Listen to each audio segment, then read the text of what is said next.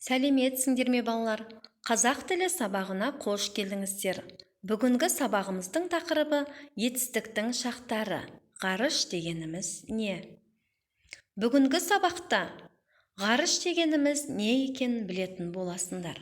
Тыңдалған материал бойынша тірек сөздерді белгілейсіңдер. Етістіктерді тиісті шақта қолдануды үйренетін боласыңдар.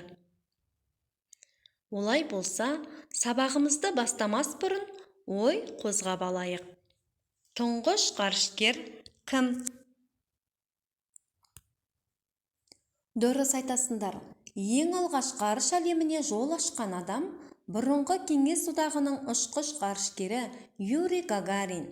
Ол әлемге ең бірінші болып 1961 жылы 12 сәуірде Восток деп аталатын ғарыш кемесінде Қазақстандағы Байқоңыр ғарыш аймағынан жер шарын айнала ұшты.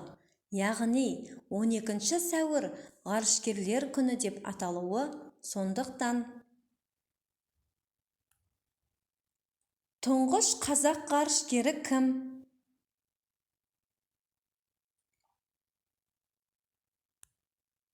Жарайсыңдар балалар. Қазақстандық ғарышкерлерге келетін болсақ,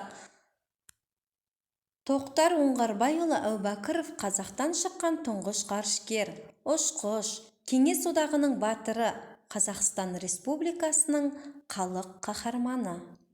Келесі сұраққа назар аударайық. Қазақтың тағы қандай ғарышкерлерін білесіңдер?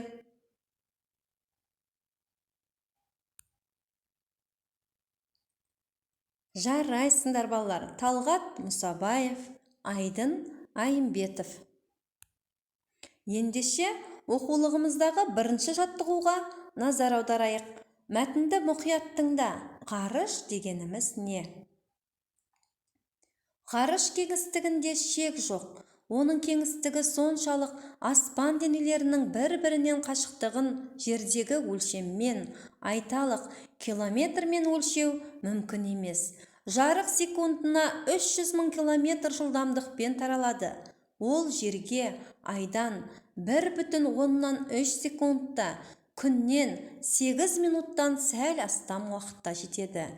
Бізден ең жақын жылдызға дейінгі аралықты жарық 4 жылда жүріп өтеді.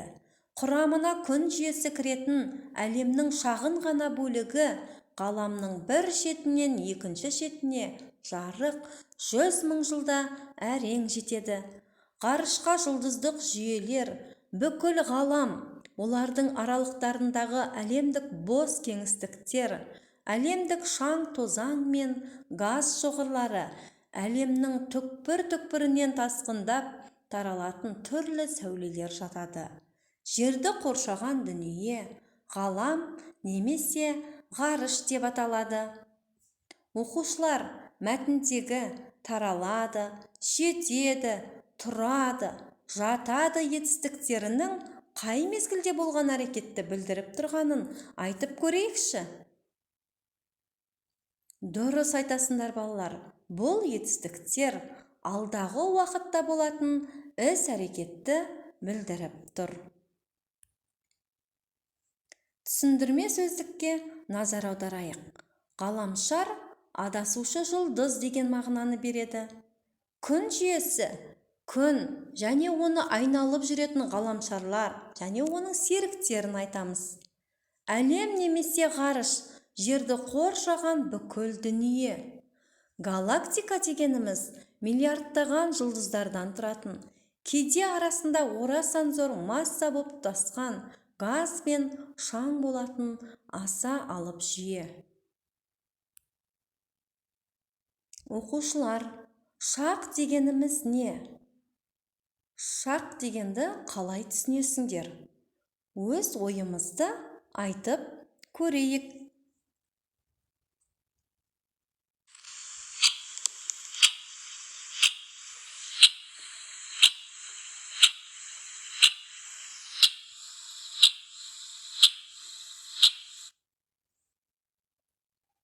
Шақ дегеніміз мезгіл, кезең, уақытты білдіреді.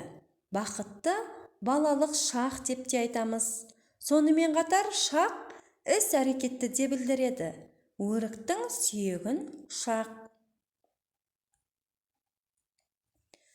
Іс-әрекеттің орындалу уақытына қарай етістіктің шақтары үшке бөлінеді. Осы шақ, өткен шақ, келер шақ. Алан аға, сіз ылғи осы дәптерге не жазып отырасыз? Бұл ма? Бұл күнделік. Қойыңызшы, күнделік ондай болмайды. Міне, мынадай болады. Иә, ол оқушы күнделігі, онда сабақ кестесі, үй тапсырмасы, алған бағалар жазылады. Мынау да күнделік. Мұнда адам өзі істеген ісіне есеп береді. Алдағы ісін жоспарлайды. Ол не үшін керек? Біріншіден, өзіңді тәрбиелеуге. Екіншіден, уақытты тиімді пайдалануға. Үшіншіден, жазып үйренуге. Сонда қалай? Қара, мен саған түсіндірейін. Күнделікті әркім әртүрлі жазады. Мен мынадай кестеге 3 шаққа бөліп жазғанды ұнатам. 3 шаққа? Шақ, уақыт деген сөз. Адам әрекеті істеген уақытына сәйкес 3 шақта айтылады. Қазірге дейін, қазір және бұдан кейінгі уақыт па?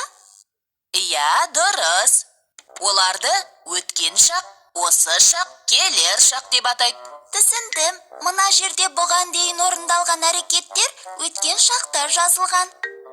Мектепте сабақта болдым. Ағылшын тілінен қосымша сабаққа қатыстым. Бассейнде жүздім. Мына қатарда дәл қазір не істеп жатқаным осы шақта жазылған. Қазір математикадан есеп шығарып жатырмын. Ал мына бағанда енді не істейтінім, яғни келер шақтағы әрекеттерім жоспарланған. Ертең кешке Викимен қыдырам. 2 күннен кейін Болатпен шахмат ойнайым. Демалыста Данаға балықтар жайлайтып берем. Сіз осының бәріне қалай үлгересіз? Мен сабаққа дайындалсам, ойынға, ойнасам, сабаққа дайындалуға уақыт жеткізе алмаймын. Маған етістіктің шақтары көмектесті. Күнделік жазу маған әрі өзіме есеп беруді, әрі уақытымды жоспарлауды үйретті. Осылай істесең, уақытты бәріне жеткізуге болады. Алақай, енді мен де солай істеймін. Ендеше балалар, оқулығымыздағы 4-ші жаттығуға қарайық. Жаңылтпашты оқып, жатқа жаз. Жаңылтпашты менімен бірге қайталаңыздар. Ғарышкер ұшты ғарышқа, ғарышқа ұшты ғарышкер. Айтшы ғарыш алыспа.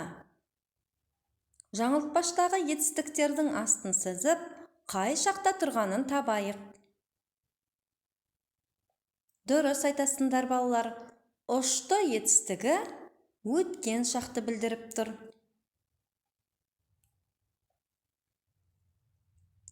Ендеше төмендегі жұрнақтар мен көмекші сөздердің қай шаққа қатысты екенін тауып көрейік. Ап, әп, па, отыр, тұр, жүр, жатыр.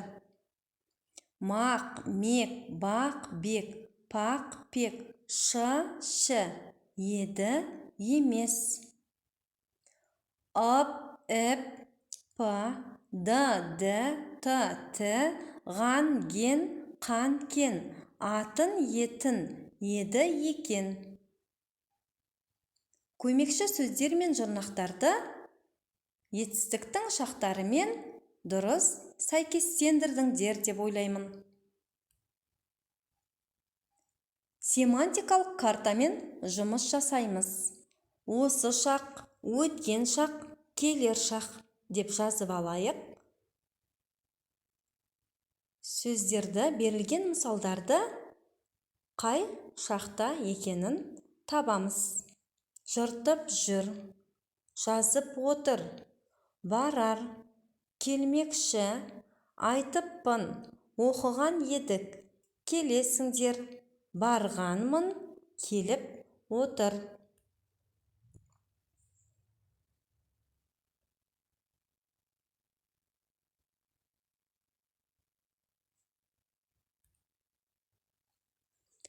Балалар, бүгінгі сабағымызға кері байланыс жасаймыз.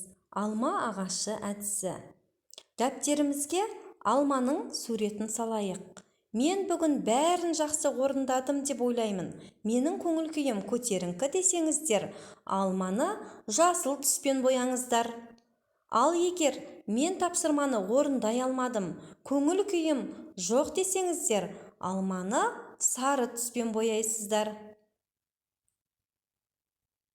Ендеше балалар, бүгінгі сабақтан алған білімдерімізді қолдана отырып, өз-өзімізді бағалаймыз. Бағалау критерийлері берілген 10 балдық жүйемен бағалайсыздар. Өз пікірімді логикалық жүйелі жеткізе аламын. Оқу түрлерін қолдана отырып, мәтінді қатесіз, шапшаң, түсініп, мәнерлеп және талдап оқи аламын. Шақ деген сөздің мағынасын білемін. Осы шақты меңгердім, мысал келтіре аламын. Өткен шақты меңгердім, мысал келтіре аламын. Келер шақты меңгердім, мысал келтіре аламын. Ғарыш дегеніміз не екенін білемін. Тұңғыш ғарышкер кім екенін, қай жылы ғарышқа ұшқанын білемін. Қазақ ғарышкерлерін білемін.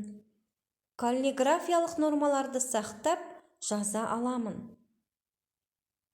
Ендеше балалар, барлық жинаған ұпайларыңызды есептеп, өз-өздеріңізді бағалайсыздар деп сенемін. Оқулығымыздағы 6-шы жаттығуға қарайық. Тірек сөздерді пайдаланып, қазақ ғарышкерлері тақырыбына мақала жазамыз. Тірек сөздер: Қазақтан шыққан тұңғыш ғарышкер, Союз ТМ-13 ғарыш кемесі, Талғат Мұсабаев, ғарышта 3 рет болу, Айдын Айымбетов. Олай болса балалар, бүгінгі алған білімдеріңді қолдана отырып, қазақ ғарышкерлері тақырыбында мақаланы әдемі, көркем етіп жазады деп сенемін. Бүгінгі сабағымыз аяқталды. Сау, саламат болыңыздар.